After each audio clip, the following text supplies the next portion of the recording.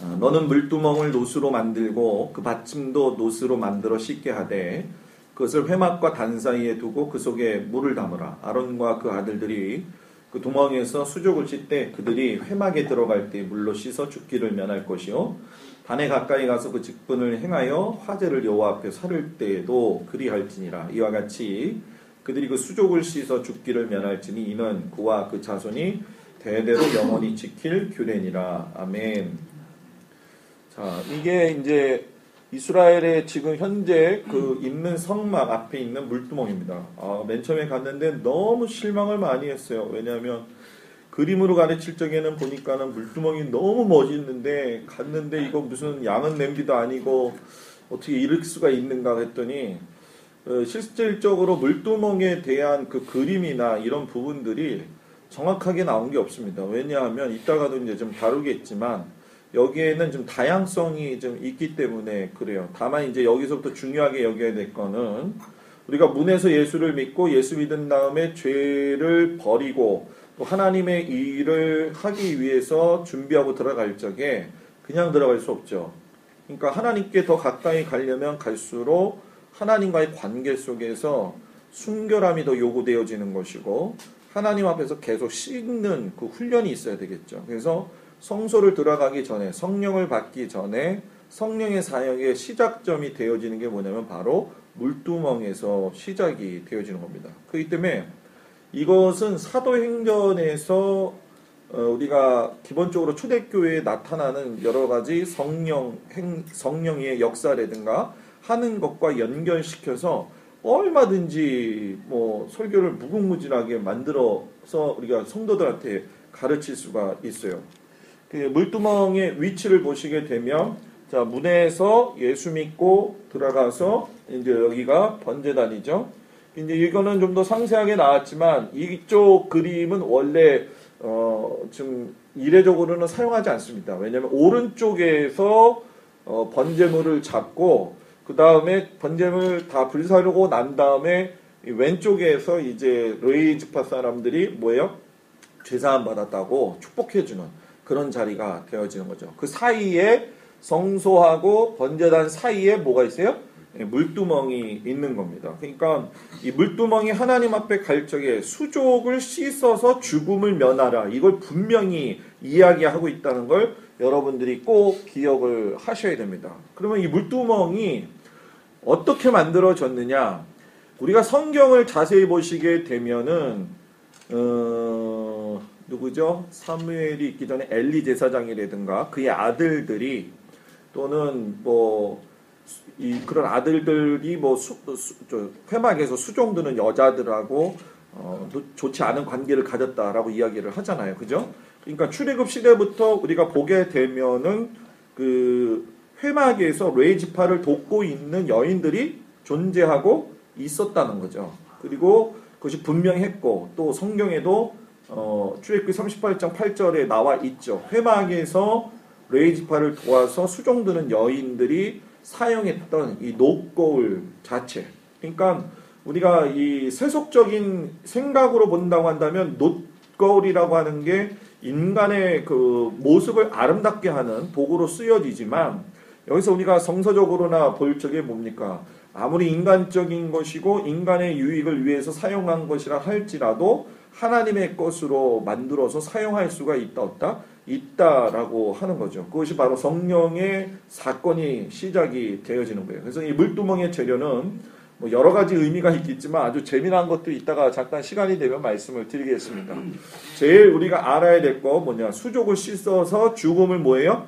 면케하라는 거죠. 그 면케하라는 걸 우리가 이제 포인트를 잡고 들어가면 되겠습니다. 그러니까 물두멍이 주는 교훈이 있는데 하나님의 일은 그냥 하는 게 아니라는 거예요.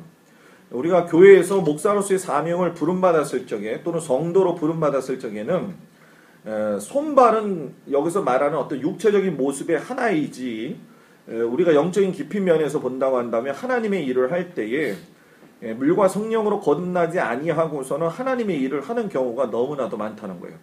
그러니까 설교 듣다가 목사님한테 실망했다고 안 나오고, 그죠? 제 말이 틀려요? 네? 성령 받고 주님 뜻대로 사는 사람이면은 그게 제가 이렇게 목회해보면서 너무 안타까운 거예요. 장성한 분량에 이르지 못했다는 거예요. 그런데 제 자신도 돌아봤어요. 뭘 돌아봤냐면, 그럼 나는 목회자로서 내가 그런 부분에서 잘했느냐? 아, 못했다. 이런 생각이 들어요. 이 얘기가 무슨 얘기냐면은, 제가 이렇게 뭐 선배님 앞에서 이런 얘기 하는 게 좀 웃기지만은, 목회를 해보니까 목사가 실수하는 경우가 더 많더라는 거예요. 저도 보니까. 아, 이렇게 말 실수도 할 때가 많고, 인격적인 면에서도 아직 부족한 게 많고, 또 사람이다 보니까는 사랑받고 싶어 할 때도 있고, 또 욕심낼 때도 있고. 근데 이게 어떻게 보면 적절히 훈련되어지는 게 굉장히 필요하다. 그 이제 뭐 아까 우리 이제 저기 뭐 목사님, 전사님인지 뭐 어떻게 되는지 모르겠어요. 지금 우리 그 김성혁 장로님 아드님, 목사님이죠? 네, 목사님. 제가 목회 초기에 했을 적에 제일 어려웠던 게 뭐냐면은, 우리 아버님이 장로님이신데, 항상 저희 집이 이제 인천에서 중국집 하나 망해가지고서는 닭집을 했어요. 저기 막 은혜교회 왔을 때가 제일 힘들 때 저희가 집에 왔었거든요. 그러면 저는 공부하고 학교 가고 뭐 그래야 되는데, 일손이 바쁘니까 이제 뭐 닭 배달해라, 뭐 또는 뭐 이렇게 계란 배달해라. 아마 우리 여기 계신 우리 선배들은 많이 봤을 거예요. 근데 이제 문제는 뭐냐면, 제가 인천에서 목회를 하려고 할 적에도 꼭 바쁘면 저를 부르는 거예요. 목회 하다 말고 가야 돼. 근데 이게 아니에요, 보니까. 여러분들도 아마 그런 현실적인 문제들이 있을 텐데, 제가 이렇게 경험을 해보니까 뭐냐면은, 이 목사 집안의 가정 중에 이득이 한 가지 있다고 한다면 세습이 아니에요. 목회자 가정의 최고의 좋은 점은 세습이 아니라, 아버지가 목회자로서 그 삶을 보여줄 수 있다는 게 제일 좋은 거거든요. 근데 저는 그게 없었잖아요. 여러분들은 어떤지 모르겠는데. 그러니까, 이 아들이 목회자 사역 길 걸어가는 걸 이해 못해요. 뭐, 아유, 아들아, 나는 다 이해한다. 천만의 말씀이에요. 죽었다 깨어나도 몰라요. 죽었다 깨어나도 목회자의 길이 뭔지를 모른다는 거예요. 그러니까 제가 왜 이 이야기를 하냐면은, 아무리 우리 아버님이 장로님이고 또 믿음의 사람이라고 한다 할지라도, 이 하나님의 일은 그 영역관에서 주어진 것들만 다룰 수 있는 부분들이 우리들에게 있다는 거예요. 근데 그 일을 행할 수 있는 것이 어디서 나와야 되냐면, 뭐 저도 학교 다니면서, 여러분들도 학교 다니면서 여러 가지의 신학들을 이야기하고, 또 한참 뭐 신학교 또 나오고, 또 목사쯤 또 이제 들어가면은 또 내 설교가 제일 잘하는 것처럼 또 들릴 때가 있잖아요. 그죠? 안 그래요? 안 그래요, 목사님들은? 나는 그랬거든요. 나는 그랬어요, 저는요. 옛날에 막 우리 이종복 감독님이 설교하면 듣지 않고 잠도 잤어요. 저는 저 정도 설교는 나도 한다 그랬었거든요. 그게 교만 중에 상교만이더라고요. 그게 아주 교만 중에 그런 교만도 없어요. 근데 제가 보니까 목사가 제일 물과 성령으로 거듭나지를 않아. 이 부분이 문제예요. 제가 어느 집회를 가면, 제 친구 부흥회를 갔더니 우리 친구가 저한테, 집회가 이제 저녁에 끝나잖아요. 끝나니까 오더니 저한테 그러는 거예요. 야, 동수야. 그래서 왜? 그랬더니, 제발 목사님 좀 갖고 거들먹거리지 좀 말아라. 그러더라고요. 그래서 왜? 그랬더니, 너가 자꾸 목사님이 이게 어떻고 저게 어떻다 그러면은 우리 교회에서 나는 신인데, 응? 너가 그러면 난 뭐가 되겠니? 이런 얘기를 한단 말이에요. 그래서 내가 친구한테 그런 얘기를 했죠. 야, 우리 현실적으로 인정할 건 인정하고 넘어가자. 지금은 그 가장 좋은 이렇게 뭐라고 해야 될까요? 본보기 모델이 돼가지고서는 지금은 잘 나가고 있어요. 그래서 저는 교회의 모든 관건의 문제는 우리 목사들한테 달려 있다라고 하는 거. 그리고 그 다음에 이제 우리가 중요하게 여겨야 될 것이, 물과 성령으로 거듭났다고 한다면 이 여자들의 마음속에서 우리가 지금 본받아야 될 것이 있어요. 그것이 무엇이냐면, 성도들한테도 가르쳐야 될 것이 있는데, 물두멍을 만드는 것이 수종드는 여인들의 거울로 만들었다고 한다면, 적어도 자기들의 아름다움을 위해서 사용했던 것을 하나님을 위해서 용도를 변경했다라고 하는 거예요. 변경했다라는 거예요. 그러니까 속된 것이 거룩한 것이 된 거죠. 여러분, 율법에 의해서 부정한 것을 만지게 되면 정한 것이 어떻게 되죠? 부정해지죠. 근데 그게 맞다고 생각하세요? 예수님 입장에서 안 맞는 거죠. 그죠? 부정한 사람을 정한 예수님이 만나면 부정한 게 정하게 되는 겁니다. 이 원리를 가르쳐줘야 되는 거죠. 그러려면 어떻게 되느냐? 내 자신이 하나님 앞에 용도 변경이 돼야 돼요. 저는 그거를 엄청나게 돌아서 온 거예요. 저는 뭐 제가 기도를 잘못했다고 얘기하지만 기도한 대로 된 거고, 또 그 훈련을 받기 위해서 그 수많은 세월들을 보낸 거예요. 제가 한참 부목사 할 적에 우리 여기 15년 하신 목사님도 계시지만, 제가 부목사 하는데 우리 친구들이 그러는 거예요. 아, 너는 뭐 지금 부목사 할 때밖에 안 됐냐? 너 나와서 담임 목회는 해야지. 뭐 아무리 봐도 진짜 담임 목사가 좋더라. 나는 속 타는데, 그죠? 목회 나가기 얼마나 힘들어, 그죠? 근데 갈보리 교회에서 우리 정설이 있었습니다. 그게 뭐냐면, 갈보리 교회에서 훈련을 제대로 받으면 담임 목회 나간다. 담임 목사가 안 보내줘도. 저도 담임 목사님이 안 보내줬어요. 다른 목사님이 보내준 걸로 다들 생각을 하고 있더라고요. 제가 아는 사람들이. 천만의 말씀이에요. 저는 제가 이렇게 제 자랑이 아니라 인내하는 거 진짜 지겹게 했어요. 끝까지 참았어요. 어느 정도까지 참았느냐? 저희 강문호 목사님 성격 잘 모르시죠? 강문호 목사님 성격을 아는 사람은 저밖에 없어요.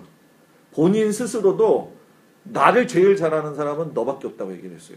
왜냐하면 저는 강문호 목사님이 교회 딱 옮기고 나서 딱 이렇게 들어오면요, 눈 하나 변하는 것까지 보면서 뭘 지금 원하고 있는지를 제가 알아요. 그래서 따닥따닥 하는데, 어느 정도로 제가 민감하냐면, 강문호 목사님은 어디 갔다 오시잖아요. 1년에 52주 정도에서 한 45주가 부흥에 다니시니까, 그러면 이제 거의 설교, 새벽 설교 그런 거 다 제가 해야 되거든요. 그러면은 밤에 꼭 오세요. 밤에.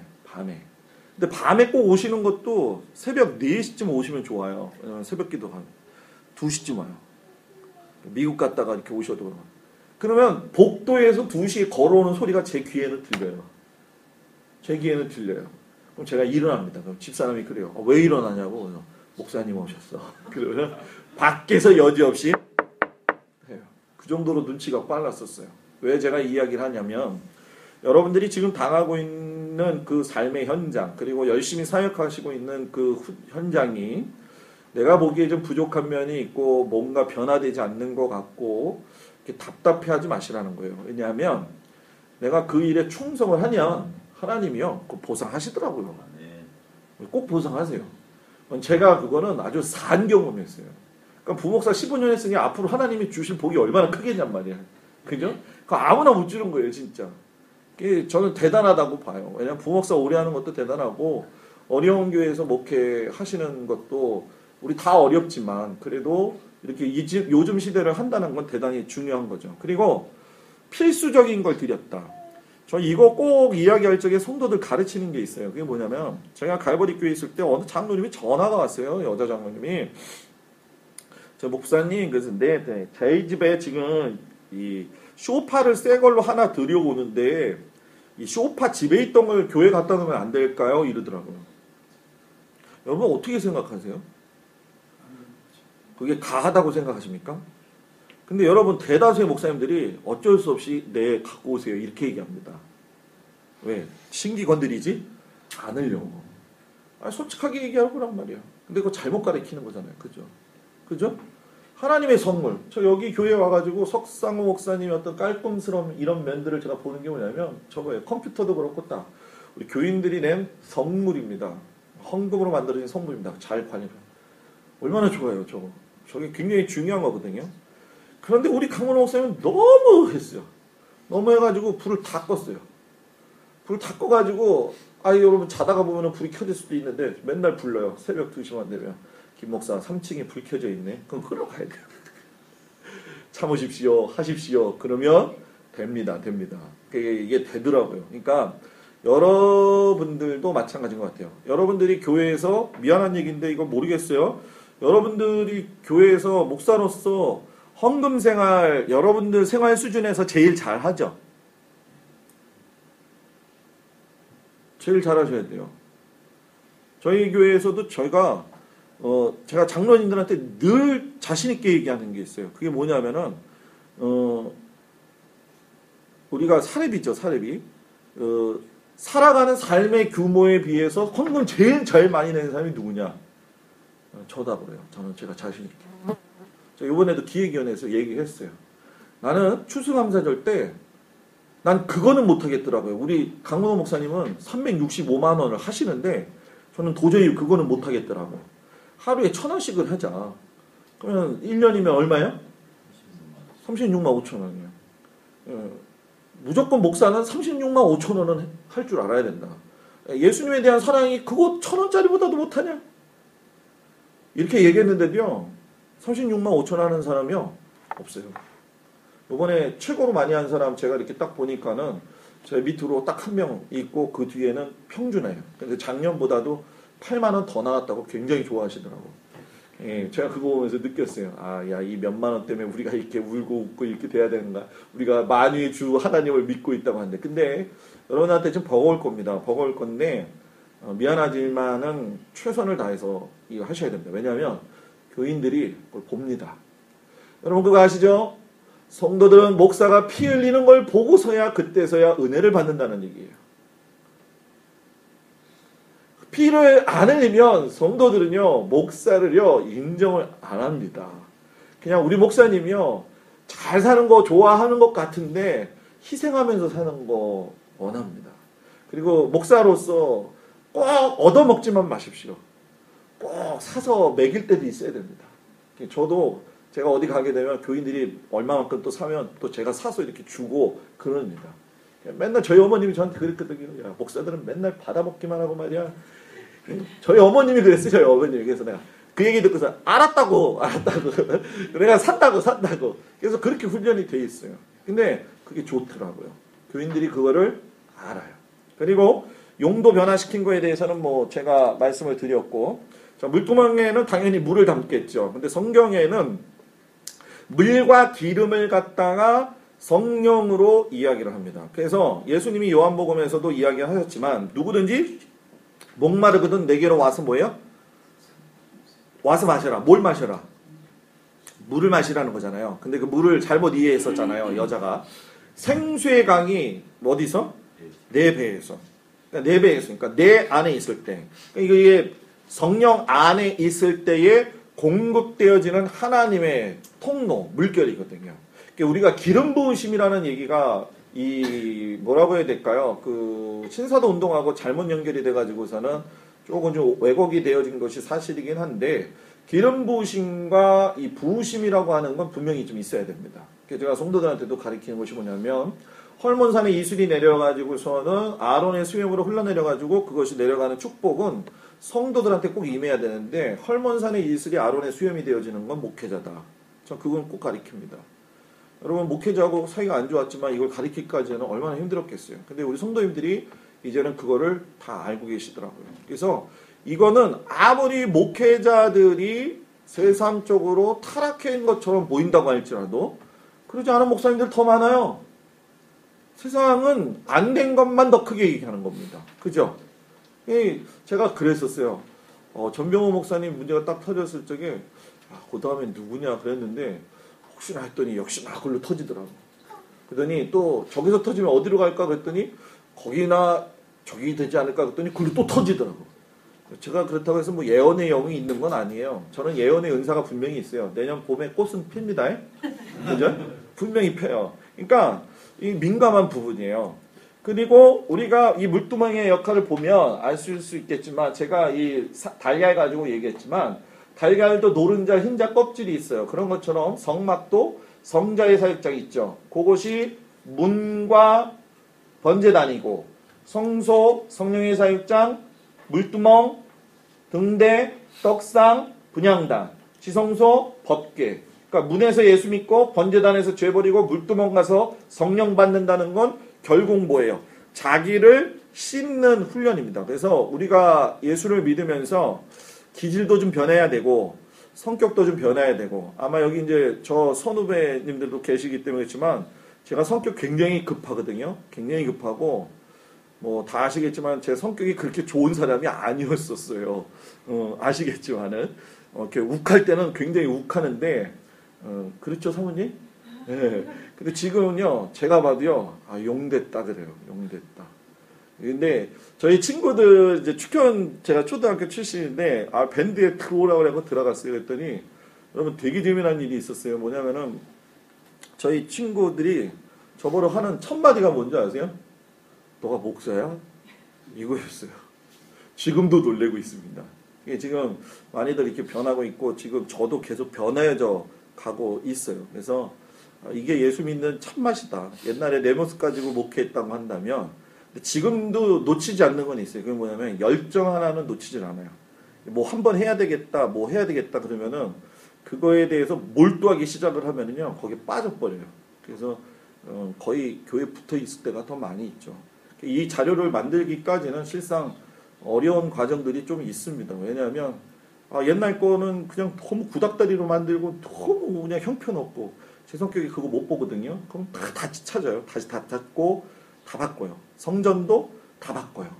그래가지고 제가 이거를 하면서 느낀 게 뭐냐면 우리 목사님이 이야기하셨던 거하고 이스라엘 현지에 가가지고서 경험을 해보니까 다른 것들이 몇 가지가 나오더라고요. 그래서 그걸 수정시키고 변형시키고 하는 과정이 들어가 있어요. 그래서 제 거로 만드는 게 굉장히 나중에 좀 힘들었어요. 그래서 강문 목사님이 내가 없어도 너가 가라. 그 강문 목사님의 탁월한 점이 뭐냐면 부목사가 능력이 있으면요 제한하지 않으세요.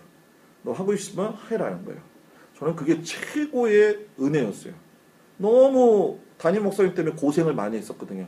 그런데 진짜 좋은 담임 목사님을 만난 거예요. 그래가지고 너무 일을 내 마음대로 해가지고 혼날 때도 있었지만 이렇게 설교의 장도 넓어지게 되고 그렇게 됩니다. 강원 목사님 설교 잘하시잖아요. 그죠? 잘하시잖아요. 이게 강의하고 세미나 하면은 목사님도 오신 분들 중에 설교를 이렇게 목사님이 새벽 설교 시키세요. 새벽 설교 있잖아요. 목사님이 저는 이렇게 보면 알아요. 딱 보면 목사님이 설교 듣다가 수첩을 들으면 미안해요. 그 목사님 설교 안 듣는 거예요. 왜냐면 미안해요. 안 들어도 돼. 이 생각 갖고 계세요. 그 정도로 이 설교에는 탁월하신 분인데 모르겠어요. 그런 거에 제가 영향을 뭐 그런 것 쪽으로 받았다는 게 아니라 이렇게 폭이 더 좀 넓어지는 그러니까 다양한 장르의 다양한 그 설교의 원리를 발견할 수 있는 걸 목사님들이 시도를 많이 해야 됩니다. 맨날 하던 방향 말고 다른 걸 좀 개발할 필요가 있어요. 저도 이 성막 같은 경우 하나 개발이라고 하기보다는 이걸 하나님께서 주셔서 할 수 있는 기회가 되다 보니까 성전하고도 연결이 되고 또 이스라엘하고도 또 연결이 되고 해서 너무너무 좋더라고요. 자, 물두멍의 크기에는 성경에서 언급하지 않아요. 놋이 얼마나 들어갔는지. 그런데 분명한 것은 만든 이의 영감으로 만들었다는 것이고 다양성과 크기예요. 그래서 우리가 성도의 믿음의 분량은 하나님만이 물론 아시지만은 용량이 커야 됩니다. 사람이. 용량이 크고 크기의 어떤 그 다양성. 그래서 목회자가 어떤 목회를 하고 나갈 적에 세대에 대해서 민감하고 잘 빨리 적응이 돼야 돼요. 그래야지만이 구분이 확실하게 빨리 될 수 있다라고 하는 거죠. 몇 번 닦으라, 몇 분 닦으라 이런 설명은 없습니다. 그리고 이 물두멍에서 성령을 지키지 않으면 죄의 성격이 드러나게 되는데 성령 이게 보면은 번제단 왔다 갔다 하는 사람이 있어요. 번제단 갔다가 물두멍 갔다가 번제단 갔다가 물두멍 갔다 하는 사람들의 특성인데 그게 뭐냐면 죄도 영적인 것과 똑같이 반복성이 있고 성장성이 있고 그리고 전염성이 있습니다. 나쁜 것도요 반복 성장 전염성이 있고 좋은 것도 반복 성장 전염성이 있는 거예요. 그 신뢰가 여러분 누구냐면은 바로 다윗입니다. 다윗 같은 경우는 모든 것들이 이제 끝나고 긴장이 완화가 됐을 적에 낮잠 잤죠. 게으름이 이제 오게 되고 그리고 목욕하다가 아니죠. 목욕하는 여인을 봤죠. 근데 여러분 이스라엘 가서 보셔서 아시겠지만 다윗성이 이게 구조가 너무 웃겨요. 다윗성 자체가 보게 되면 예루살렘 성 바로 옆에 있는 거잖아요. 그죠? 이 각도가 쭉 보게 되면은 밑으로 이렇게 쫙 돼 있어요. 비탈처럼. 그러면은 맨 위에가 다윗의 성전이고 헤브론 성전이고 그리고 밑으로 이제 사람 이게 백성들이 사는데 뭐 혹자는 뭐 의도적이지 않겠느냐라고 이렇게 얘기를 해요. 근데 뭐 의도적이든 아니든 의도적이지 않든 간에 중요한 건 눈에 보였다라고 하는 것이고 그러다 보니까 거기서 이제 음욕이 불일 듯이 일어나게 되는 것이고 그러니까 이 사단은요 여러분들보다도 여러분들의 약점을 제일 잘 압니다. 물론 저도 마찬가지고요.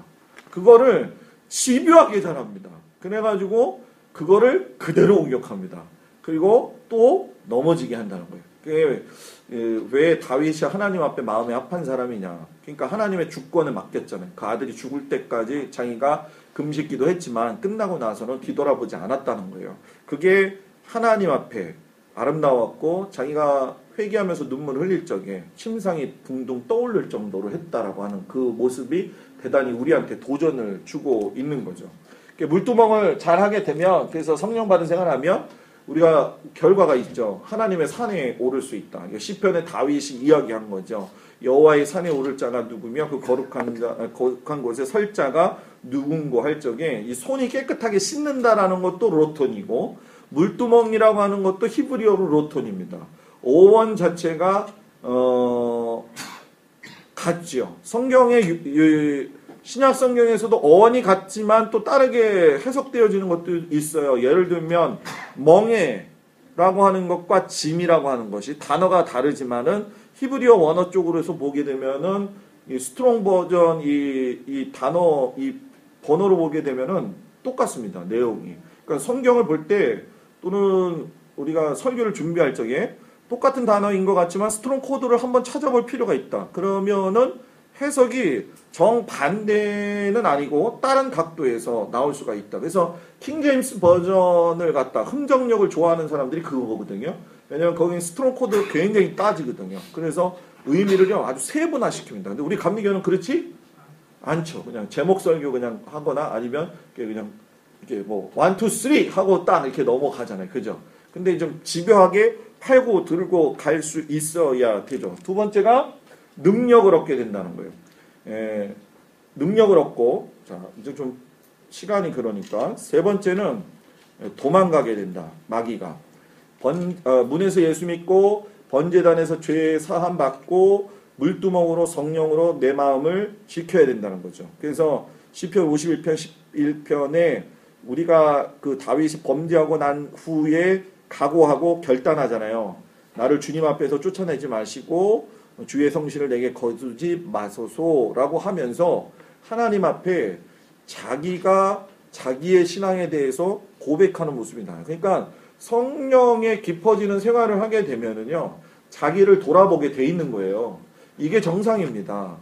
근데 이게 아이러니컬하게도 교회에서 대다수는 아니지만 우리의 그 신앙적 태도와 삶들이 예수님하고 말씀하는 거하고는 너무 먼 거리의 인생들을 살고 있어요.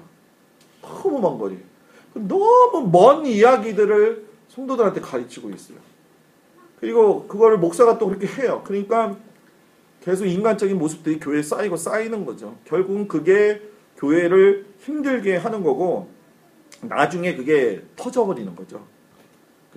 그래서 나중에 이 다윗을 보면은 다윗이 죽기 직전에 손발이 차가우니까 동료 아비삭을 집어넣잖아요. 그죠?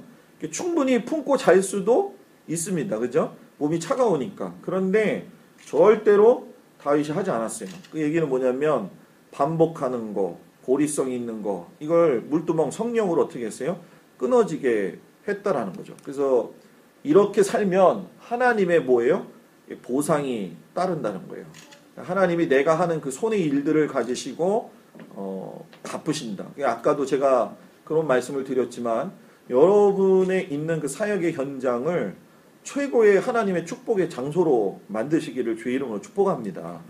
그러면 그곳에서 정말 너무 이렇게 과한 거 말고 그냥 소박하게 살아도 좋으니까. 그죠? 저는 내세울 게 하나도 없는 사람이거든요. 그런데 그냥 이렇게 사는 거예요. 저는 물론 목사님들 다 그럴 거예요. 저희가 큰애가 요번에 세종대를 들어갔어요. 이제 한양대하고 두 군데를 붙였는데 미술을 했어요. 미술을 하는데 목사님들 돈 진짜 많이 들어가대요. 저희 집 사람이 음악을 했기 때문에 이 계통 그쪽으로 가지 않게 하려고 나름대로 했는데 얘가 어렸을 때부터 지 아빠가 설교를 하면 지 엄마 옆에서 맨날 그림 그렸거든요. 그러더니 시골에서도 그러더니 얘가 또 그림을 그리기 시작한 거예요. 근데 중학교 2학년부터 학원을 보냈거든요. 학원 보내가지고 진짜 자기도 노력을 했죠. 근데 저희가 이렇게 느끼는 거는 이 목회자의 부부의 관계도 굉장히 중요하고, 그리고 제가 이렇게 못하는 거 하나님이 자녀들한테 복 주시는 것 같아요. 자녀들한테. 아기 많이 나신 우리 목사님들 축복합니다. 네, 가만히 있어도 잘 됩니다. 저 둘째 있잖아요. 저 둘째는요, 저희 그 첫째랑 너무 다릅니다. 걔는 완전히 와일드고, 걔가 남자로 태어났으면 아마 저 죽었을 것 같아요. 진짜. 얼마나 속을 세게 했는지. 근데 애가 기본적인 바탕이 성경이 깔려 있으니까, 얘 별명이 신의 딸이에요. 신의 딸. 왜냐면 애들이 사고 치면 걔만 없어요. 그 자리에. 항상. 학교 불려가고 뭐하고 그러면은. 저를 아시는 분은 우리 둘째 딸의 성격을 잘 아실 거라고 생각을 해요. 근데 지가 신의 딸이라고요. 근데 인투비전 학교라고 해서 온누리교회에 대안학교를 이제 2년 차 보내요. 한 달에 120만 원이거든요. 제 사례비로 봤으면요, 다 들어가는 겁니다. 두 딸한테. 제 용돈은 없어요. 제 용돈은 없어요, 조나영 목사님. 네, 그죠? 그래서 이런 데 가면요, 강사비 원래 많이 받습니다. 진짜 봉사하러 온 겁니다, 봉사. 네. 그런데 하나님이 기가 막히게 자녀들을 키웁니다. 그 감사해요, 감사해요. 진짜. 쓸데없는 얘기를 해서 죄송합니다. 번제단 통과한 마음 물두멍으로 시켜라. 이제 우리가 등대죠. 이제 아마 제가 성경으로 써놨을 거예요. 성경 이제 잘 한번 제가 읽어볼게요. 너는 정금으로 등대를 뭐예요? 쳐서 만들되 그 밑판과 줄기와 잔과 꽃받침과 꽃을 뭐예요? 한 덩이로 연하게 하고 가지 6을 등대 곁에서 뭐예요? 나오게 하고 3가지는 이쪽으로 또 나머지 3가지는 뭐예요? 저쪽으로. 그런데 그 모습이 살구꽃 형상의 잔색과 꽃받침과 꽃이 있게 하고 저쪽에도 살구꽃 형상의 잔색과 꽃받침이 있게 하라는 거예요. 그리고 등대 줄기도 살구꽃 형상으로 있어라. 자, 여기서 나오는 살구꽃이 우리나라의 살구꽃일까요? 그럼 뭘까요? 아몬드입니다. 아몬드. 그래서 저는 이스라엘 가서 아몬드 깨지 않은 거를요, 하나 주워 가지고 왔어요. 필요하더라고요. 성도들한테 보여주니까요, 너무 신기해요. 쥐염 열매도요, 주워와서 보여줬거든요. 되게 신기해요. 쥐염 열매 여러분 아시죠? 쥐염 열매 이렇게 이스라엘 사람들이 먹을 수 있는 음식이 사시사철 가난한 사람들이 먹을 수 있는 게 쥐염 열매하고 하나가 뭐죠? 무화과죠. 무화과가 1년에 몇 번 피죠? 한 번이 아니라 4번 피죠. 한 번이 아니라 4번 핍니다. 무화과나무. 예수님이 길 가시다가 무화과나무에 열매가 없는 걸 보시고 저주해서 끝났잖아요. 그게 처음 열매, 해계인가 해판가인데 그 처음 열매가 열렸을 때 열리지 않았기 때문에 예수님이 저주하신 거거든요. 그래서 저는 그거 설교 가지고서는 집사가 됐으면 집사다워야지 집사다. 그 얘기를 꼭 해요, 제가. 우리 장로님들이 힘들죠. 장로는 아무나 하나? 왜냐면 우리 교회에서 장로님 때문에 어렵고 힘든 걸 경험을 해왔잖아요. 근데 부담이 굉장히 되죠. 근데 장로를 선출할 때 돈 기준 가지고 뽑으면 돈 가지고 행색합니다. 그거는 안 되더라고요. 제가 보니까. 세상에 있잖아요. 제가 처음에 그 부임을 했는데 그 장로님이 얼마나 저한테 잘하는지요. 처음에 명절 됐는데 50만 원 갖고 오더라고요. 50만 원. 저한테 수가 틀리기 조금 시작을 하니까 30만 원 갖고 오더라고요. 그 다음에 10만 원 갖고 오더라고요. 그 다음에 안 갖고 오더라고요. 그게 장로예요. 제가 장로님 나쁘다는 게 아니라 그리스도 안에서의 성품이 훈련되어 있지 않으면 참 어려워요. 그래서 지금 우리 두 분 장로님은 제가 얘기를 해요. 뭐라고 얘기를 하냐면 목사가 돈 문제, 여자 문제, 다른 문제 안 걸리면 목사 따라올 수 있어야 된다. 제가 그걸 해요. 우리 장로님들이 지금 두 분은 그걸 인정을 합니다. 그래서 따라오고, 그리고 만약에 제가 뭔가 실수를 했으면 제가 인정을 해요. 내가 이건 잘못한 것 같다.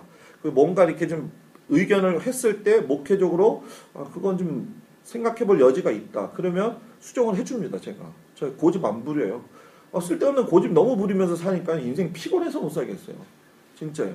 너무 스트레스 많이 받고 아주 그 장로님 때문에 너무 어렵게 살아가지고, 그래서 이제는 그렇게 살지 않으리라. 제가 그 마음 갖고서는. 그러니까 장로님들도 편하고, 근데 이제 부담은 제가 드립니다. 왜냐하면 장로 몫이라고 하는 건 분명히 있어요. 목사 몫도 있는 거고요. 그래서 저는 여러분들이 그거를 좀 담대하게 얘기할 수 있었으면 좋겠습니다. 담대하게 얘기하십시오. 아멘. 이게 등대의 모습이죠. 이게 갈보리 교회에 있는 등대입니다. 갈보리 교회 등대. 갈보리 교회는 이렇게 실질적으로 이렇게 떡상도 만들어 놓고 법궤도 만들어 놨죠. 그래갖고 법궤 만들어 놓고 목사님이 너무 기분 좋아가지고 김선도 목사님 모셔가지고 옆에서 봉헌 예배 드리더니 김선도 목사님이 옆에 안 가시더라는 거예요. 죽을까봐. 그런 예화도 있습니다. 이걸 금으로 한번 만들려고 했더니 강도 하나가 돈 꾸러 왔다가 목사님 죽으려면은 저거 금으로 만드세요. 그랬다는 거예요. 왜냐하면 저거 금으로 만드는 순간에 한국에 있는 모든 강도들은 여기 옵니다. 네, 맞는 말이에요. 그죠? 이 한 줄기 안에 이편 저편으로 세 가지씩 그리고 살구꽃 나오게 되어져 있지요. 근데 정금 한 달란트로 만듭니다. 정금 한 달란트가 45kg에서 65kg. 금 시세로 따져서 요즘 따지면 한 75억에서 90억 사이가 될 겁니다. 안 놀라시네요? 돈이 많으신가 봐요. 저는 금부치가 하나도 없습니다. 왜냐하면 다 무슨 절기연금 내고 뭐 내고 하다 보니까 다 팔아먹었거든요. 뭐 우리 선배님들은 당연할 거고. 근데 이 등대 의미가 제일 중요한 게 뭐냐면 쳐서 만들라는 거예요. 근데 이게 진짜 애매한 게 뭐냐면은 지금 성전을 이스라엘 사람들은 만들기 위해서 시오니즘을 중심으로 해가지고서는 성전에 필요한 기구들을 다 만들었어요. 만들었는데 이게 실질적으로 이 정금 한 달란트를 성경적으로 만들면 못 만듭니다. 왜냐하면 미드라시에서도 나와 있지만은 이 미드라시에서는 이거를 금을 녹여가지고 어떤 틀을 만들다든가, 그죠? 아니면은 깎아서 만드는 것도 어려울 판인데 이걸 쳐가지고 살구 모양을 내가지고 정확하게 만들어낸다? 할 수 없다는 거예요. 그러니까 미드라시에 뭐라고 나와 있냐면 하나님께서 야 모세한테 그러는 거죠. 야 모세야, 너 이게 잘 안 되냐? 그랬더니 이건 정말 안 됩니다. 그랬더니 하나님이 금 하나를 집어 던졌다가 빼놓으신 것이 여러분 뭐예요? 이 등대다. 이렇게 얘기를 해요. 근데 지난번에 제가 여러분들은 보실는지 모르겠지만 김종철 감독 아시죠?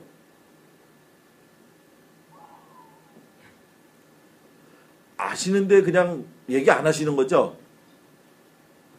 네? 회복, 용서 만드신 분. 회복이라고 하는 다큐멘터리 영화, 용서 만드신 분 영화. 그분이 제3성전이라고 하는 걸 만들었잖아요.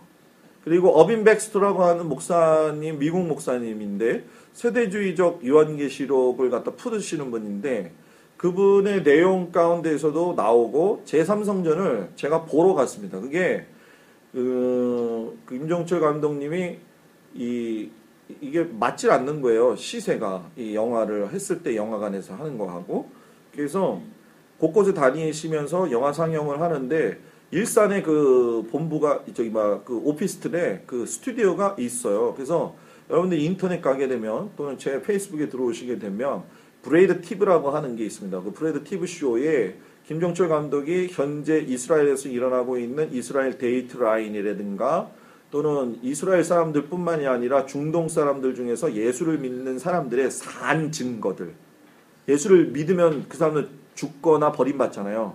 근데 여러분 기가 막힌 게 뭔지 아십니까? 요즘 예수님이 이 메시아닉 주를 만드시고 중동에 있는 사람들이 예수를 믿게 되는데 여러분 우리가 예수를 믿는 거하고 다르게 나타나요. 지금요. 어떻게 나타나냐고 했냐면은 예수님이 직접 나타나서 보여주십니다. 그 브레드 TV 쇼에 보게 되면 제가 그걸 다 올려요. 그걸 다 유튜브 동영상을 공유도 하고 이렇게 해서 이렇게 올리게 되면은 그걸 경험하지 못했던 분들이 이제 이렇게 하는데 새 삼성전에서 보게 되면 이 등대의 문제가 나옵니다. 이 등대의 문제가 나오는데 새 삼성전을 짓는 것이 헤롯 성전의 복원인데 조금 이따가 아마 얘기가 나올 거지만은 이거를 만들어냈어요. 그런데 쳐서 만들어내지는 못했습니다. 어떤 한 사람이 이 등대를 갖다 이게 돈이 엄청나게 드는 거잖아요. 그죠?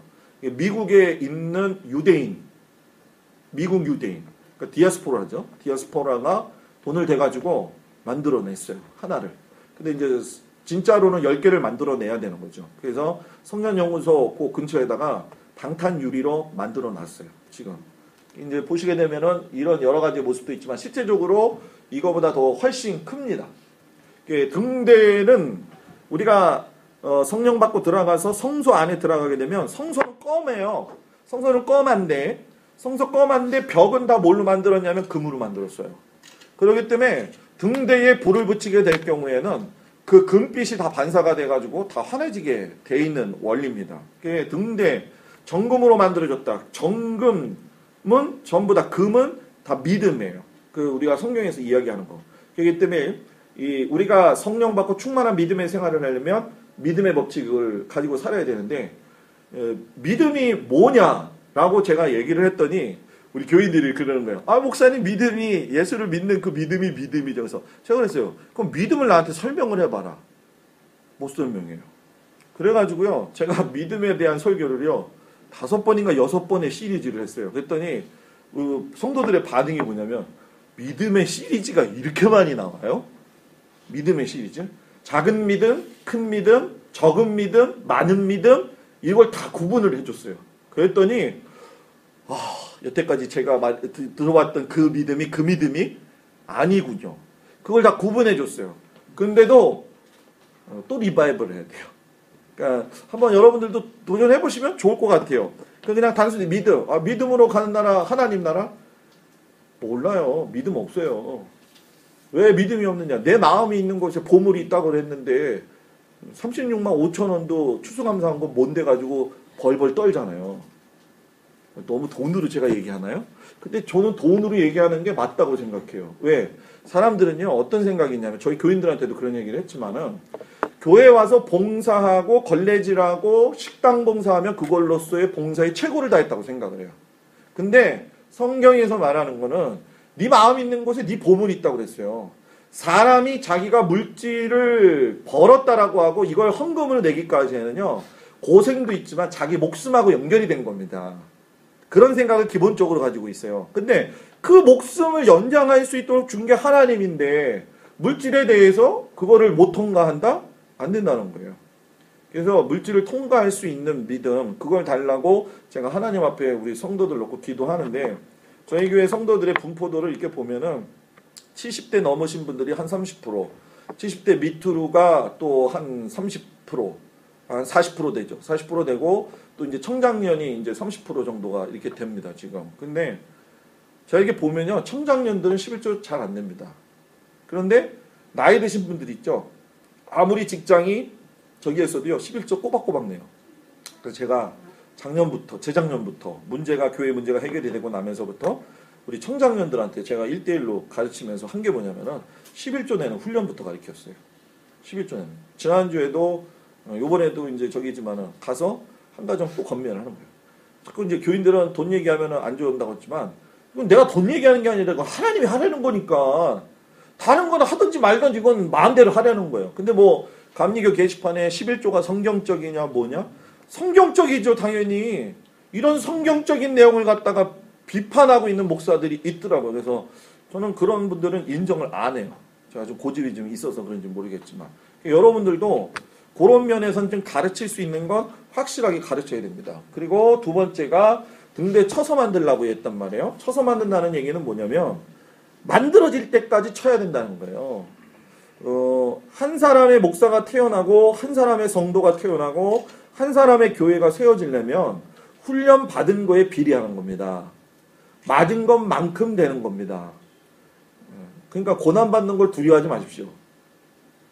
아멘이 없네요. 그죠? 근데 진짜 힘듭니다. 진짜 힘들어요. 진짜 힘들어. 제가 그냥 갈보리 교회 갈 적에도요. 이 석상호 목사님이 소개시켜줘서 갔는데 저 수요일날 예배 설교 한 번만 시키는 거야. 제 성격에 일은 못하지. 강경에 가면 젓갈 냄새밖에 안 나잖아요. 그죠? 젓갈 냄새밖에 안 나요. 근데 교회는 또 되게 많습니다. 그죠? 하나님 난 진짜 일하고 싶은데 그래가지고 난 일하고 싶은데 하나님 그래서 갈보리 교회 그 부목사 원서 접수하는 게 나온 거예요. 그래서 기도를 했죠. 하나님 나 여기 떠나겠습니다. 도와주시렵니까 말이십니까. 25명이 지원을 했대요. 그래가지고 엠버서더 호텔이죠. 서울 엠버서더 호텔에 목사님이 부흥회 가셨어요. 그때 같이 집사람이랑 간 거예요. 면접 보고 딱 보자마자 이제 내려와 그러더라고요. 다음 주에. 그거를 그 전날 저녁 예배 때 하나님이 가르쳐 주셨어요. 사인을 보내주셨어요. 너 여기 떠날 거야. 딱 그래가지고 야 기분이요 너무 넘쳤는데 그때부터 고생이 이제 시작이 됐죠. 그런데 그 고생이 또 지금의 제가 있기까지. 저는 강원 목사님한테 정말 고맙다는 얘기를 참 많이 해요. 어디 가서도 강원 목사님 밑에서 이렇게 했다는 거에 대해서도 자랑스럽게 생각을 해요. 근데 그 분위기를 만져놓은 게 그 장로예요. 왜 하필이면 글로 가가지고 우리 교회 장로가 그 교회로 갔다고 얘기했잖아요. 아까요. 그죠? 그 괜히 멋쩍은 거예요. 지난번에도 마지막 때 세미나 갔는데 뭐 목사님도 하고 싶은 얘기 많고 저도 하고 싶은데 이게 못 참아요 둘이. 목사님도 급하고 나도 급하니까. 목사님 내가 교회 왜 안 왔는 줄 아세요? 저 싫어. 이건 아닌 것 같아. 이게 이런 식으로 가면은 잘못된 거야. 그렇지? 또 이러시고. 근데 여러분들도 힘들지만 얻어맞는 만큼 만들어진다. 여러분들 그렇게 된 사람이 뭐예요? 사명 감당할 수 있어요. 받은 만큼 사명 감당할 수 있습니다. 감당하려고 하면 사명을 받아야 되는데 이 사명은 벌써 우리에게 주어진 거예요. 그래서 지난번에 재미났었어요. 협성대학교에서 제 친구가 지금 교수를 하고 있어요. 웨슬리 강의를 웨슬리 그 신학을 가르치고 있는데 그 친구 목사님이 지금 그 프로젝트를 해요. 그게 뭐냐면은 각 분야에서 그러니까는 그 특별하게 목회를 하고 있는 사람들. 그러니까 뭐 예를 들어서 찬양 사역자 또는 뭐 어떤 과학적으로 뭐 이렇게 하는 그런 사역자들 저를 제일 첫 번째로 지목을 한 거예요. 네가 좀 와서 성막에 대한 이야기를 좀 해주면서. 근데 제가 그랬어요. 성막에 대한 얘기 안 하겠다. 나는 실질적인 좀 얘기를 하겠다. 목회를 나가면 어떤 종류의 성도들이 있고 어떤 종류의 목사들이 있고 어떤 종류의 생활들을 하고 있는지 난 그걸 얘기하고 싶다. 내가 신학교 갔을 적에 나 대학원 다녀도 그거 얘기해준 사람이 한 사람도 없었다. 그리고 나가서 목회했더니만 반 죽었다 일어났지 않았냐. 그래서 내가 그걸 좀 하겠다. 그래가지고 가가지고요 강의를 3시간을 했습니다. 근데 제가 집에 와서 모니터를 해보니까 너무 강한 거예요. 그래가지고 도저히 못 올리겠더라고요. 제 설교 다 올리거든요. 녹음한 거를요. 오늘 한 것도 다 올라갑니다. 근데 이거는 올리지 말자. 왜냐면 성도들이 들으면 시험 들 수 있겠다. 믿음으로 들으면 상관이 없지만. 근데 제가 그 목사들한테 저희 전도사들한테 얘기한 게 있어요. 그게 뭐냐면은 여러분들 가운데 여러분 그거 아세요? 요즘 그 시골로 목회 잘 안 내려가려고 해요. 여러분. 제가 그랬어요. 시골로 목회 내려가지 않을 사람 목회 그만하세요. 그랬어요. 그리고 이런 제가 고통당한 거 얘기하면서 이런 훈련 받는 거 겁나는 사람 하지 마세요. 하지 않는 게 사모님들한테 좋습니다. 사명은 당신이 받아서 하지만 사모야 남자 좋아가지고 와가지고 이게 무슨 고생이냐. 예? 그러니까 사모들 힘들게 하지 마요. 왜냐 제가 우리 사모를 너무 고생을 시켰거든요. 지금도 그래가지고요. 목하다 이렇게 하면은요. 당신 때문에 내가 내 인생을 어떻게 살았는데 아마 죽을 때까지 갈 것 같아요. 잘해주다가도 그게 이렇게 올라올 때가 있더라고요. 제가 그걸 보니까는요. 저는 제가 목사지만 사모님들이 존경스러워요. 사모님들한테는 제가 잘합니다. 목사님들한테는 잘 안 하는데 사모님들한테는 잘해요. 사모님들한테는 밥 사드릴 때도 좀 있고 그래요. 근데 진짜 여러분들이 그렇게 좀 잘하셨으면 좋겠어요. 그리고 이 등대에는 위에 그 꽃받침 등대 그 기름통에다가 기름을 매일 채워야 돼요. 감람유죠. 짜가지고 5분에서 10분 사이에 나온 거. 엑스트라 버진이에요. 요즘 말로 쉽게 얘기하면. 기름도 차는 거 이렇게 차갑게 보셨죠? 이스라엘에서. 저는 저기 막 스펠라에 가서 보니까는요. 진짜 큰 거 본 적이 있어요. 추가 6개가 달렸더라고요. 돌추가 달려있는데 야 그거는 진짜 한 번 짜면 쫙 나오겠더라고요. 그러니까. 근데 거기에 가서 이제 키부츠죠, 키부츠. 키부츠인데 락이스 거야. 아마 락이스의 그 키부츠에서 어떤 사람이 나와서 그 올리브유를 팔더라고요. 근데 제가 2통을 샀는데 색깔이 다릅니다. 색깔이 달라요. 그리고요 빵을 그냥 찍어 먹어도요 너무 달콤해요. 그러니까 제가 왜 이야기를 하냐면 최상의 것으로 하나님의 일을 해야 돼요. 성령 충만할 때 하나님의 일을 해야 됩니다. 이게 흐지부지 해가지고는 안 된다는 거 제가 말씀을 드리는 거예요. 그 왜 안 되느냐? 이것 때문에 안 됩니다. 위선적으로 사는 사람, 경박한 사는 사람, 교만, 탐욕, 회개가 없는 거, 의무를 소홀히 하는 거, 의무 소홀히 하는 거. 그걸 저는 분명히 얘기해요. 그리고 제가 늘 우리 성도한테 얘기하지만 본인이 모르고 있는 것처럼 자기가 다른 사람들이 모르고 있는 것처럼 생각하고 있지만 다른 사람들이 딱 봤을 적에 벌써 알고 있는 부분들이 다 있거든요. 그거 너무 모른다는 거예요. 그냥 안 그런 척하고 살지 말라는 거예요. 그거 위선이다. 자기가 자기 보고 깨달아야지. 근데 참 안 되더라고요. 정말 힘들어. 연결의 법칙이죠. 줄기 하나에 6가지. 여기서 중요한 거는 예수 그리스도가 한 분이시고 그리고 6은 인간의 숫자예요. 7은 완전수고 5는 아까 고통수라고 했잖아요. 그죠?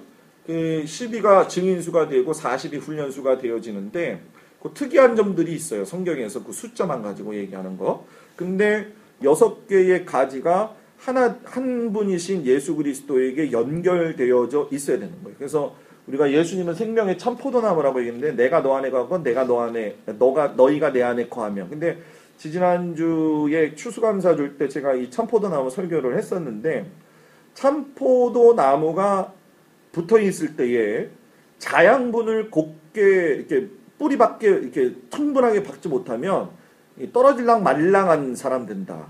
근데 성도들이 떨어질랑 말랑한 사람들이 많다. 그 포도가 이게 절기가 끝날 때쯤 되면은 포도 줄기가 마르잖아요. 그런 것처럼 신앙생활하는 사람들 많다. 그렇게 하면 안 된다. 그거를 제가 이야기를 했어요. 그렇기 때문에 요 연결의 법칙 이야기하실 적에 그렇게 여러분들이 같이 이야기하시면 좋을 것 같고 연속의 법칙 뭐 끊어지지 말아야 된다는 거죠. 근데 우리가 신앙생활 해보면은 목사님들도 이렇게 중간에 다운되실 때가 있죠. 다운되실 때 있어요? 여러분들 다운되실 때 어떻게 통과합니까?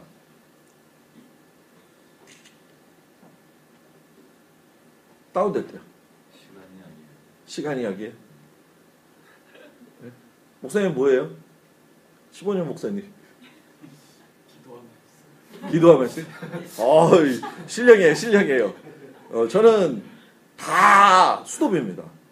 무조건 수도비입니다. 왜냐하면 그때 해봤자 아무것도 나올 게 없어요. 그래서 그때는 아무것도 안 합니다. 아무것도 안 하고 책을 보는 것도 안 해요. 머리 아파 죽겠는데 무슨 책을 봐요 지금요. 그죠?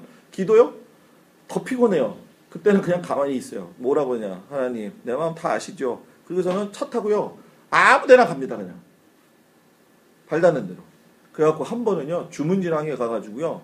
주문진항 옆에 보게 되면 이렇게 블럭 쌓여놓은 데 있어요. 거기 가서 제가 목사님 때문에 너무 힘들어가지고서 지지난번에 있었던 목사님인데 너무 힘들어가지고 야 나 이게 목회 들어서 못하겠다 진짜. 그래가지고 나 목사님 하나님 나 아무것도 안 할래 하고서는 거기서 들어와서 내가 잤어요. 잤는데 한 3시간을 잤더라고 제가. 초소에서 난리가 난 거예요. 내가 자살하러 온 줄 알고. 나만 보고 있었던 거예요. 미안해가지고. 근데 제가 딱 일어나가지고 거기서 아주 중요한 진리 하나를 깨달았어요. 뭐냐면은 바다를 멀리 보니까요. 파란 것만 보이더라고요. 그런데 블록 밑을 보니까 쓰레기가 보이더라고요. 가까이서 보지 말자. 멀리서 보자. 사람을 보더라도 멀리서 보고 너무 가까이 가지 말자. 목사님들이 그렇잖아요. 너무 가까이 가면 성도들한테 실망 많이 하잖아요. 그렇죠? 저는요. 귀신은 안 무서워해요. 근데 사람은 무서워해요. 제가. 시골에 있을 때 귀신이 들린 사람들을 하고 이렇게 쫓아내고 하는 거는 되게 많이 했었어요. 하나님이 그때 훈련을 대단히 많이 시키셨어요. 그거를. 그때 막 목사님들 선배님들이 가서 주의 진리 위에 십자가 군기 뭐 높이 하늘 높이 쳐들고 그거 부르고 뭐 여러 가지 부르고 나사렛 예수 그리스도 이름은 명하노니 뭐 교인들이랑 갔는데 교인 하나는 쫓아가지 않는다고 그러죠. 왜냐하면 지난번에 갔더니 네 같은 게 왜 왔냐고 그러질 않나 뭐. 그래갖고 옆에 있는 우리 목사 그 안수를 같이 받았던 후배를 제가 데리고 갔어요. 얘도 처음이잖아요. 이 목사님 되고서는 이게 처음 이제 이런 상황에 닥친 거예요. 근데 그 양반이 이 미닫이문이잖아요. 이 시골이니까 미닫이문이니까 예배 한참 드리고 있는데 미닫이문 열고 이렇게 누가 들어오면은 할아버지 들어오셨어요 이런다고. 여러분들은 안 무섭군요. 야 담대하시네요, 그죠? 예배 시커먼 보고 있는데 아무도 안 들어오고 사람 들어왔는데 할아버지 오셨다 그러는데 나 환장하더라고요, 아주. 지금 무슨 말인지 모르죠? 괴공입니다. 그 이름이 또 동네 이름이 괴공리. 참 근데 거기서요, 진짜 많이 훈련받았어요. 그래서 사람은 안 무서워요. 귀신은요, 안 무서워요. 예수 이름 가지고 나가면 되는데, 이 사람은요, 정말로 힘들더라고요. 여러분들이 그 훈련은 우리 선배 목사님들은 너무 잘 받으실 거라고 생각하시고, 그래서 귀신하고요, 귀신 안 들린 사람을 좀 분별 잘 해야 됩니다.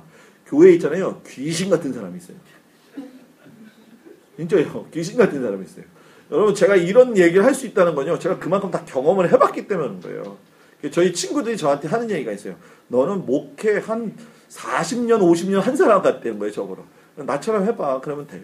진짜요, 귀신이 고칼 노릇처럼 하는 여자들, 남자들이 있어요. 눈으로 직접 봤어요, 여러분.